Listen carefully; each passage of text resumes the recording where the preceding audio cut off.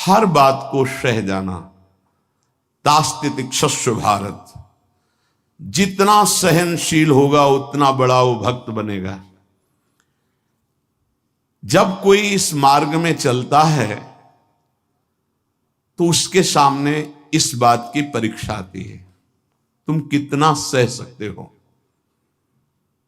जब आपको बुरा लगना ही बंद हो जाएगा तो आपको भगवान परमानंद प्रदान करेंगे। जब तक बुरा लगता है तब तक साधन करो और उस बुराई को सह जाओ। जो आपसे कोई गाली दे रहा है, अपमान कर रहा है, निंदा कर रहा है, या काम क्रोध लोभ कुछ भी, सह जाओ, चुप रहो, शांत रहो, सह जाओ। नहीं, किसी से कह देते हैं तो हृदय थोड़ा खाली हो जाता है, तो कहते हैं यहां नहीं होगा। रहीमन मन की मन व्यथा रखिए मन में गोए, ये दिव्य सिद्धांत है। कहू ते कछ दुख घटी होई, कहने से दुख कम हो जाता है। पर काहि कहो यह जान न कोई, पर किससे कहूं, इस बात को कौन जानेगा। तो रहीमन मन की मन व्यथा रखिए मन में गोए, सुनी ठलई हैं लोग सब बांट न ले है कोई। विनोद होने लगे, तुम्हारा मजाक बना देंगे लोग। सहनशील, बहुत गंभीर। वैसे भी साधुता की जब बातें आती है तो सहनशील, आशय, उदार, धीरज सहित विवेकी, जहां देखो तहां तितिक्षवः पहला शब्द है साधु के लक्षण का। यहां कह रहे हैं दो बातें भक्त की पहली पहचान। पहला, सहनशील कितना है। लोग उसे बुरा कहेंगे, उसकी हंसी उड़ाएंगे, उस पर कटाक्ष मारेंगे, उसका अपमान करेंगे, उसको छोड़ देने की धमकी देंगे, उसको लड़ने के लिए उत्साहित करेंगे। उसकी पराजय भी हो सकती है, पर वो शांत गंभीर, अपनी अंदर की वृत्ति को कभी विचलित ना होने दे, सह जाए।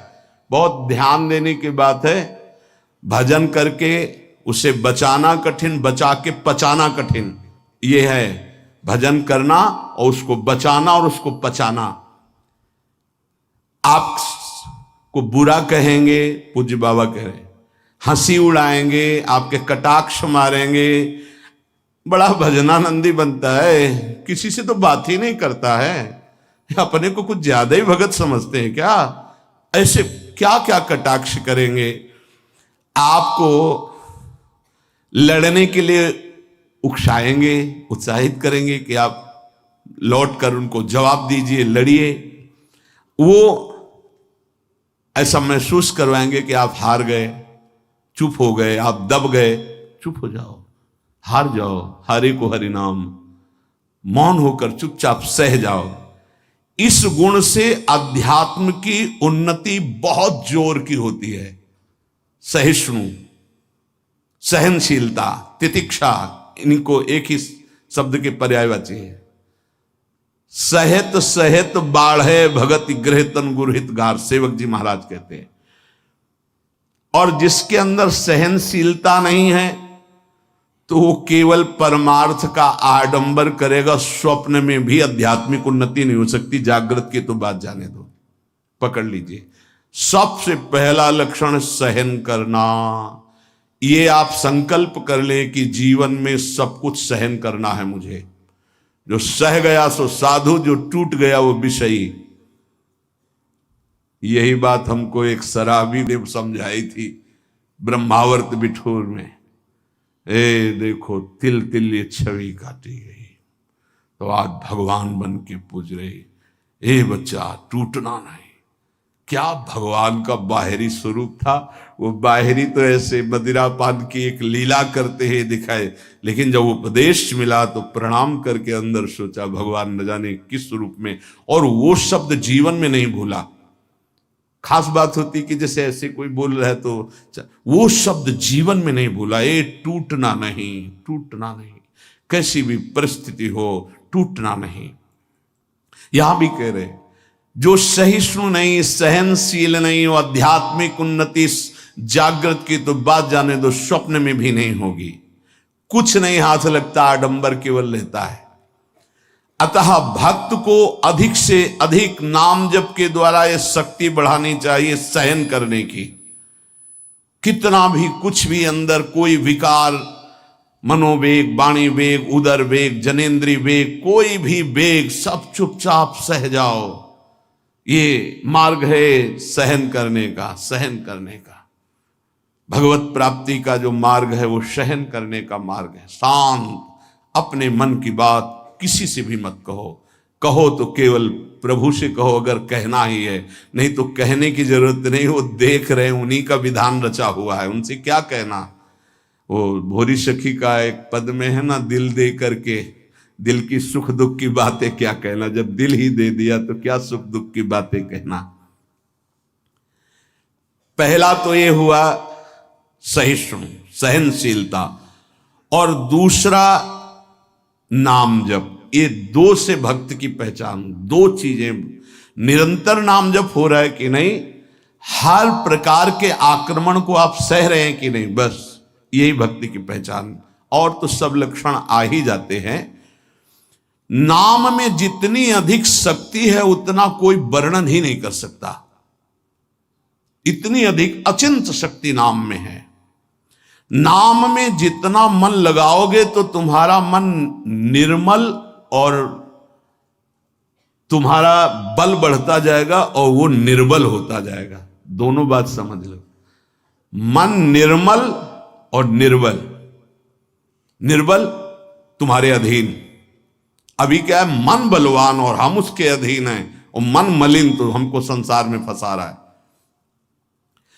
नाम में जितना आपका भाव बनता जाएगा, श्रद्धा विश्वास बनता जाएगा, उतनी ही तुम नजदीक प्रभु के पहुंचते जाओगे।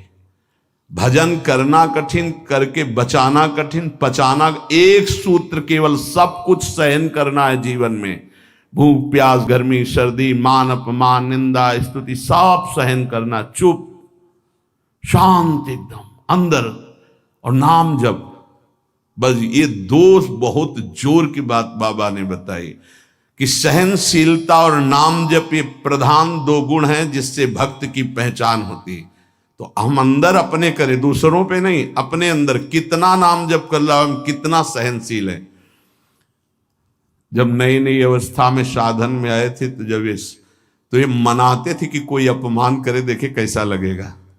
कोई अपमान करे, तो फिर भगवान ने बड़ी कृपा की, बहुत अच्छे अच्छे शब्दों के स्वागत हुई, तो हृदय में भी अब कैसा लग रहा है। एक समय ऐसे सीधे गंगा के किनारे जा रहे, सामने से बड़ी गालियां और बड़े कटु वाक्य, ऐसे वैसे क्या क्या बातें, शांत एकदम चुप। कैसा लगा। मांगते थे कि प्रभु कभी अपमान हो तो कैसा लगेगा, कैसा लगा, शांत मन, हाँ चलो ठीक है आगे चलो। भगवान कृपा करके देते हैं। संत जन इसी से समझते कि हमारे ऊपर कितनी कृपा है। जब हमारा कोई अपमान करे, हमें गुस्सा ना आवे, कोई विकार हमारे अंदर आवे, गलत चेष्टा ना हो, उसको सह गए, तब बड़ी कृपा श्री भगवान की हमारे ऊपर है। संसार का चिंतन तो सारी दुनिया करती है, यदि भक्त भी संसार का चिंतन है तो किस बात का भक्त है। अगर दो चीजें लानी है, सहनशीलता और निरंतर भजन, तो ये 6 साधन हैं। ये 2 महान सद्गुण प्राप्ति के, भक्त के 2 महान सद्गुण, सहनशीलता और निरंतर नाम जप। अगर ये बात तुम्हें लानी है तो ये 6 साधन पूज्यपाद उड़िया बाबा जी महाराज बता रहे हैं। पहला, हल्का भोजन। पहला प्रहार भोजन पर किया है, और सच्ची बात है, और आप लोग भी अनुभव किए होंगे अगर भजन में चित्तवृत्ति लगाए हैं। पेट में वजन ज्यादा, भजन कम। देख लो, आप खुद देख लो। हल्का भोजन, इतना हल्का कि आप भोजन पाकर बैठे और आपको महसूस ना हो कि आपके पेट में वजन है, इतना भोजन पाया। होता है जैसे 5 रोटी पाने की आपके पेट में क्षमता है तो 3 पाई, 5 पाने की क्षमता और 7 पा गए, तब तो फिर 7.5 ही शनिचर आ ही जाएगा बुद्धि में, नहीं आ जाएगा। बिल्कुल प्रमाद आ जाता है, पक्का प्रमाद आ जाता है। धन्यवाद है उन उपासकों को जो एक दिनचर्या में रहते हैं। हाँ ठीक है, 1 चम्मच खीर डाल दीजिए, 1 पीस से डाल, बस दोबारा हमसे मत पूछना, बस वो अपनी निष्ठा में रहते हैं। ये आहार विहार ही भजन में सबसे ज्यादा सहयोगी है और बाधक भी है। हल्का भोजन लिख रहे हैं बाबा, हल्का भोजन मतलब सुपाच्य भोजन और आधा पेट भोजन।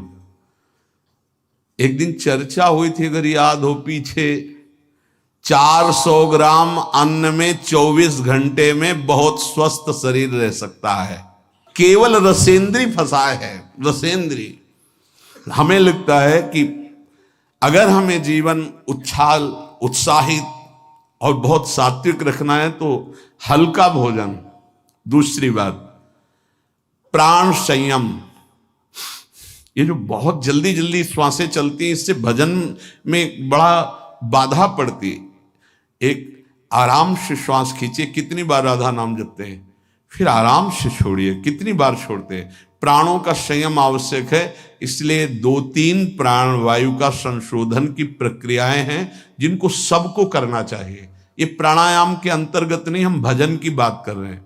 आराम से बैठ जाओ, इसे दोनों स्वरों से वायु खींचो, कोई हाथ वाथ लगाने की जरूरत नहीं, पूरी खींचाओ और एकदम छोड़ दो। 7 बार किया एक बार में, 4 बार ऐसा करो, आप देखना एक ये प्रक्रिया है, कोई हाथ लगाने की जरूरत नहीं। प्राणवायु का संशोधन, खींचा, रोक लिया, नाम जप कर रहे हैं, एकदम प्राण व्याकुल, छोड़ दिया।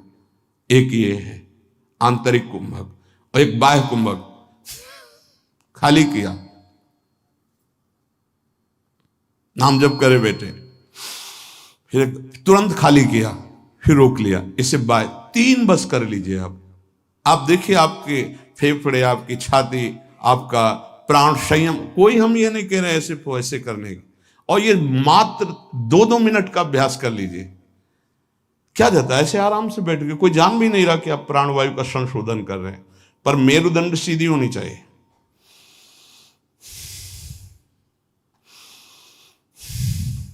जितना अधिक खींच पाओ, अधिक छोड़ पाओ, 6 बार, 7 बार, 8 बार, बस, इससे ज्यादा नहीं। और ये 4 बार दिन में, एक बाह्य कुंभक, एक आंतरिक कुंभक, ये 5-5 बार कर ली। आप देख लीजिए आपका प्राणवायु कितना, जितना प्राणवायु पवित्र होगी उतनी सुंदर अन्न पाचन क्रिया होगी, और उतना ही आपके मस्तिष्क में एक गुदगुदाहट सी, ध्यान करने की इच्छा होगी। मंत्र जपोगे तो एक प्यारा लगेगा। अब जब प्राणवायु किसी के देखो ना, एकदम अगर एकांत कमरे में हो तो ऐसा लग रहा है जैसे धौंकनी चल रही, क्योंकि स्थूल प्राणवायु है, उसकी आवाज अलग ही सुनाई देगी। प्राणवायु का संयम, भोजन हल्का और प्राणवायु संशोधन कृपया जरूर करें, चाहे वृद्ध शरीर हो चाहे जवान शरीर हो, ये जरूरी है प्राणवायु का संशोधन। अपने तो किडनी खराब हो गई, तब से बंद हो गए, नहीं तो 45 मिनट केवल प्राणवायु संशोधन होता, तो 45 मिनट व्यायाम, और उस समय केवल भगवदा का नाम चलता था। 1 सेकंड के लिए ऐसा नहीं कि प्राणवायु संशोधन करे, नाम छूट जाए, या व्यायाम करने नाम छूट जाए।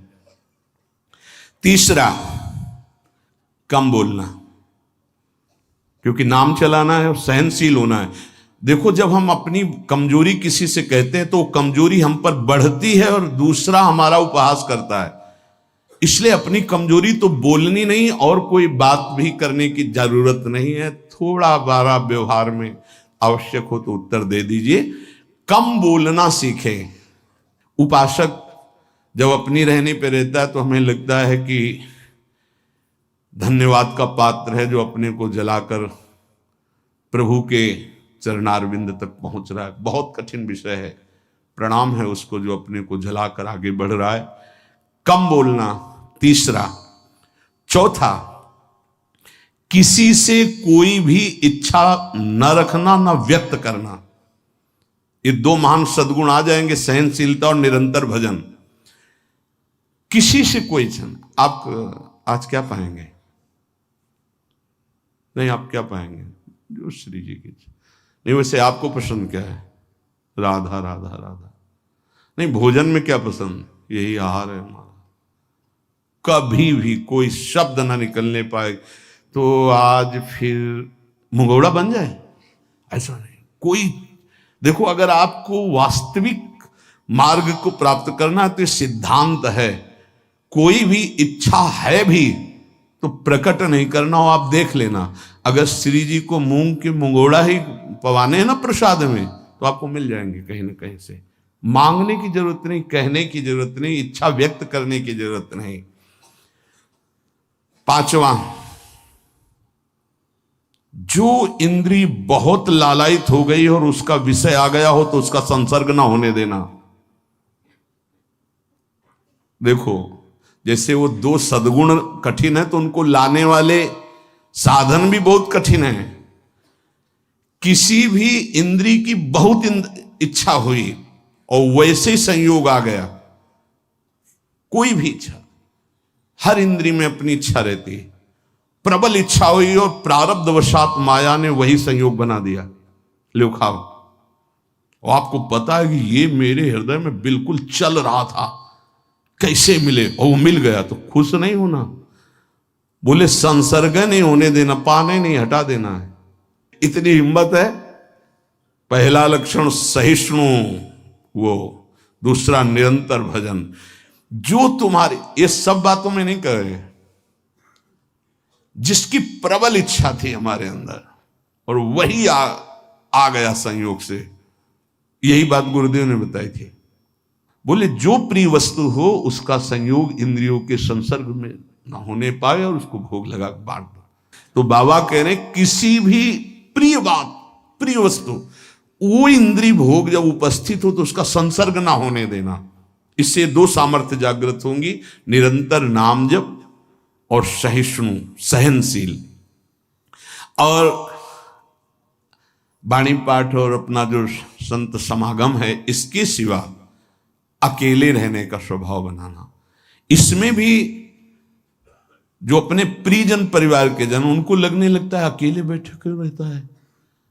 अरे वो अपने साधन में बैठा है, उसके लिए डिस्टर्ब थोड़ी होना कि अकेले क्यों बैठे। धन्य भाग है, जैसे अपने लोगों को सूचना मिलती कि एकांत ही चुपचाप बैठा रहता, तो अपने को पता है, अपना हृदय शीतल होता है कि सही मार्ग है, सही मार्ग है। एकांत देश में रहने का स्वभाव होना, प्राणों का संयम होना, भोजन बहुत हल्का सात्विक होना, कम बोलना, किसी भी तरह से अपनी इच्छा को किसी के सामने प्रकट ना करना। अगर हमारे अंदर इच्छा, छठवां, अगर हमारे अंदर इच्छा आ ही गई है और उसके अनुसार प्रारब्धवशात संयोग बन जाता है उस भोग का, तो इंद्रियों का संसर्ग ना होने देना।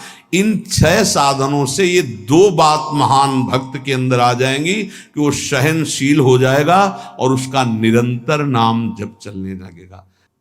भक्त वही है जो प्रभु के नाम को परम धन, परम जीवन मानता है और हर समय ऐसे नाम जप में लगा रहता है जैसे संसारी पुरुष धन कमाने में। जो जितना भगवान नाम का संग्रह कर लेगा वो उतना ही उच्च भावना वाला बन जाएगा। भक्ति से क्या मिलता है जानते हो? भाव की ऊंचाई। बाजार में वस्तु का अगर भाव ना हो तो सड़ती रहती है, ऐसे ही भक्ति से भाव प्रकट होता है। भावहीन पुरुष सड़ता रहता है, नरकों में दुर्गति होती रहती है। अगर मनुष्य शरीर में भी है, वो विविध प्रकार की दुर्वासनाओं से सड़ता रहता है, जलता रहता है। और भक्त भावोत्सवेन भजताम रस काम धेनु, भाव में डूबा आनंद मगन रहता है। ये भाव कहां से आता है? जितना नाम रूपी धन एकत्रित करोगे उतना ही महंगा भाव आपके अंदर आ जाएगा। बोले ये तो प्रिया प्रीतम की लीला में डूबे रहते हैं, भाव कहां पहुंचा दिया? अभी कहां है? काम भाव, क्रोध भाव, लोभ भाव। अभी तुम्हारा भाव गिर गया, भाव उठाओ। तो बोले कहां है? बोले प्रिया प्रीतम के भाव में। बोले ये कहां है? बोले काम भाव में, क्रोध भाव में, लोभ भाव में। भाव ही सब कुछ है। भगवान को पुकार करके साक्षात सामने प्रकट करने की सामर्थ्य भाव में ही है।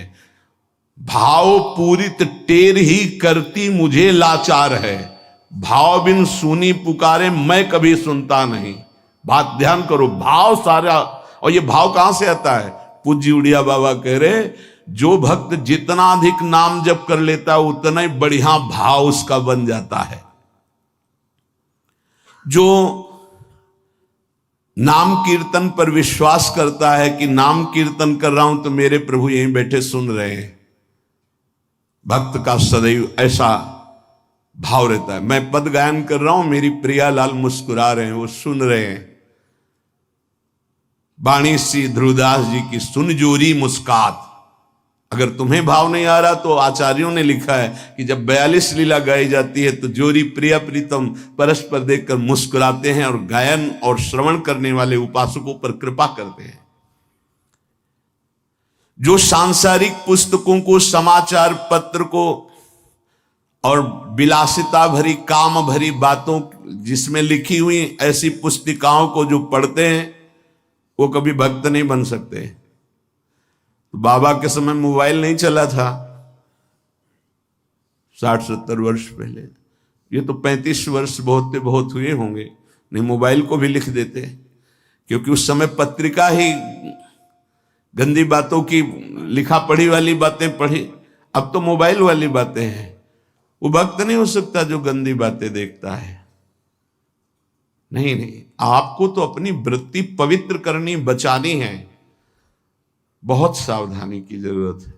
एक छोटा सा बच्चा 13 वर्ष का, एकांतिक में, बहुत सुलझा व्यक्तित्व, अवस्था 13 वर्ष की, व्यक्तित्व बहुत सुलझा। जब वो अपने संयम की बात तो हम कहा भाई मोबाइल तो नहीं रखते, उनका लैपटॉप रखते हैं। तो हम कहा उसमें भी वही गलती होती है क्या? क्योंकि कभी हमने तो बोले हाँ सर्च करके वैसे किया जा सकता है। तो उनका फिर तो गलती होने की संभावना है। बोले हो चुकी गलती, अब संभाल लो। छोटे छोटे बच्चों में गलती कराने की सामर्थ्य इस मोबाइल लैपटॉप में है। विश्वास कीजिए बहुत बढ़िया समय है, निकल चलो। ये माया फंसाने के लिए सब सूत्र फेंकेगी, आपको फंसना नहीं है। कोई सुख नहीं, केवल जलन, केवल अशांति, केवल समय नष्ट होना।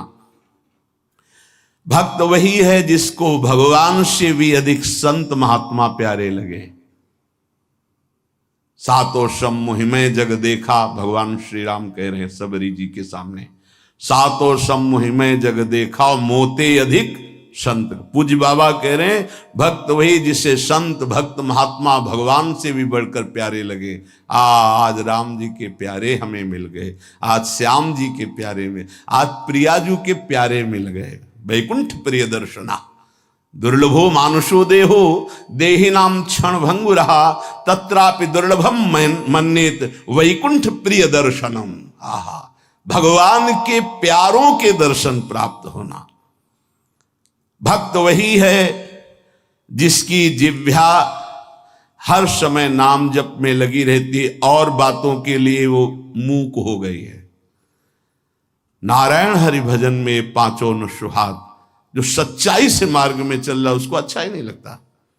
विषय भोग, निद्रा, हंसी, जगत प्रीति, बहु बात नहीं अच्छा लगता। भक्त वही है जो अपने चित्त को सुरक्षित रखता है। लोग और सब बाहरी वस्तुओं को सुरक्षित रखने की चेष्टा करते हैं पर चित्त को गंदा कर देते हैं। गंदा चित्त, गलत चिंतन। भक्त बाहरी वस्तुओं की सुरक्षा हो, चाहे आग लग जाए, लेकिन चित्त में सुरक्षा में कोई फर्क ना पड़े। चित्त हमारा चित्तचूर के चिंतन में लगा रहे। जहां तक बन सके अपने चित्त को बचाने की कोशिश करो। साधक अपने चित्त को सुरक्षित रहता है, अपने चिंतन को सुरक्षित रखता है। वही साधक है जो चिंतन को सुरक्षित रखे, और कोई परवाह नहीं सुरक्षा रहे या ना रहे। चित्त सुरक्षित है तो निरंतर चिंतन का प्रभाव भगवत साक्षात्कार करा देगा। भक्त वही है जो प्रभु से केवल प्रभु को मांगता है। ध्यान दीजिए, भक्त वही है जो प्रभु से केवल प्रभु मांगता है कि आप चाहिए आप, हमें और कुछ नहीं चाहिए, बस आप मेरे हैं, मैं ऐसा मस्त रहूं, बस ये हमें चाहिए और कुछ नहीं। आप से आप चाहिए, बस आपसे आपकी माया का कुछ नहीं चाहिए, आप चाहिए। भक्त वही है जो भारी विपत्ति काल में किसी भी व्यक्ति का सहारा न लेकर इष्ट के भरोसे रहता है। ये बहुत कठिन बात है। जब आपके अंदर कोई समस्या जागृत होती, विपत्ति जागृत होती, तो आपका मन कहां जाता है? प्रियाजू पे, या किसी व्यक्ति, किसी सलाहकार मित्र, यार हम बहुत समस्या में हैं, बहुत हमारा मन अशांत है। नहीं, नहीं कहना। प्रभु की छवि लो और छाती से लगा के उनसे बात करो, हमारा चित्त बहुत अशांत है, प्यारे आप संभाल लो। या बाहरी कोई विपत्ति है तो आप बात करके देखो ना कभी, पर भाव नहीं है तो बताया नहीं। फिर वो भाव बिन सुनी पुकारे मैं कभी सुनता नहीं, इसीलिए नाम जप से भाव का जागरण होता है। भाव से यदि पुकारे तो हमने सेकंड में परिवर्तन होते हुए देखा। 1 सेकंड में परिस्थिति का परिवर्तन, 1 सेकंड में भारी से भारी समस्या का समाधान, जो ही प्रभु से प्रार्थना, उसका तत्काल परिणाम देखा है। एक मात्र भगवत चिंतन ही समस्त विपत्तियों के नाश का उपाय है। हरि स्मृति सर्व विपदि मोक्षणम। इसलिए कभी किसी से सहायता मत मांगो। अगर किसी और की सहायता मांगी तो द्रौपदी की तरह परेशान होना पड़ेगा। आखिरी में द्रौपदी जी ने ठीक जगह सहायता मांगी। हा गोविंद द्वारिका वासिन, तो यहां से वस्त्र हटा नहीं पाया 10,000 हाथियों का बल रखने वाला दुशासन। हम लोग बड़े कमजोर भक्त हैं। थोड़ी सी भी बात हो तो हम किसी का, अन्य का सहारा ले लेते हैं। माता पिता भाई बंधु रिश्ते नाते ठीक है ये, लेकिन सहारा सिर्फ इष्ट देव का। जरा इस शब्द पर देखिए, मेरी महारानी श्री राधा रानी, जाके बल में सबसों तोरी, लोक वेद कुल कानी। किया आपने, तोड़ा आपने। सबसों तोरी लोक वेद कुल कानी, तब असलियत में मेरी महारानी श्री राधा रानी। बाबा कह रहे हैं भक्त वही है जो भारी विपत्ति काल में किसी भी व्यक्ति की सहायता के लिए न देखे, केवल प्रभु की तरफ। अब वो क्या रूप रख करके आते हैं वो देखेंगे, लेकिन किसी अन्य आश्रय में ना आ जाए, नहीं तो हमारी भक्ति बाधित हो जाएगी। प्रहलाद जी ने किसी को पुकारा क्या?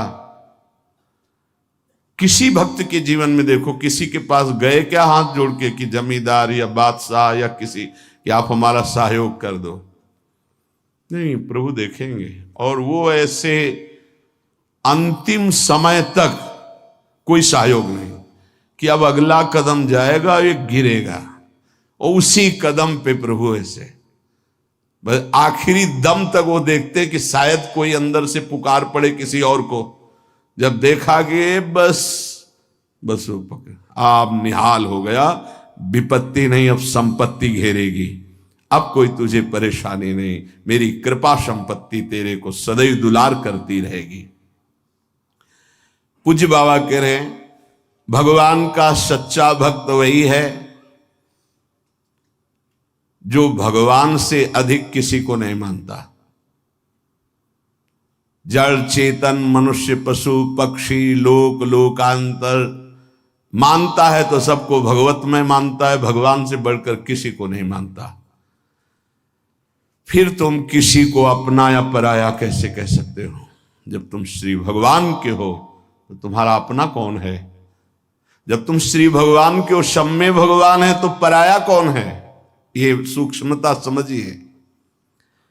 तुम भगवान के भक्त होकर किसी और को अपना कहते हो या किसी को पराया कहते हो, तो अभी सही भक्ति नहीं आई। ना कोई अपना और ना कोई पराया। कबीरा खड़ा बाजार में सबसे पूछे खैर, ना काहू सो दोस्ती और ना काहू सो बैर। ना कोई अपना और ना कोई पराया। यदि तुम किसी को बुरा कहते हो और किसी को भला कहते हो तो तुम्हारे अंदर भक्ति कहां है? राग द्वेष युक्त हृदय भक्ति वाला हृदय थोड़ी होता है। इसलिए इसको मिटाओ और मिटाकर समान भाव लाओ, ना कोई अपना ना कोई पराया। प्राणी मात्र में भक्त का राग द्वेष नहीं होता। भक्त भगवान के साक्षात विग्रह में दर्शन करता है। यदि धातु या पाषाण की भावना है तो अभी वो भक्त नहीं हुआ है, साक्षात मेरे प्रभु हैं। सर्वव्यापी ईश्वर तो ज्ञानी जन भी कहते हैं। भक्त की महानता है और सर्वव्याप्ता का भाव तो गौड़ रहे, मुख्य भाव रहे साक्षात विराजमान प्रभु है। भक्त का भाव समिट जाता है, सर्वव्यापी भाव होने के बाद वो समिट जाता है। ये दो गुण प्रधान रहते हैं और बहुत से गुण रहते हैं भक्त में, पर दो ये गुण प्रधान रहते हैं।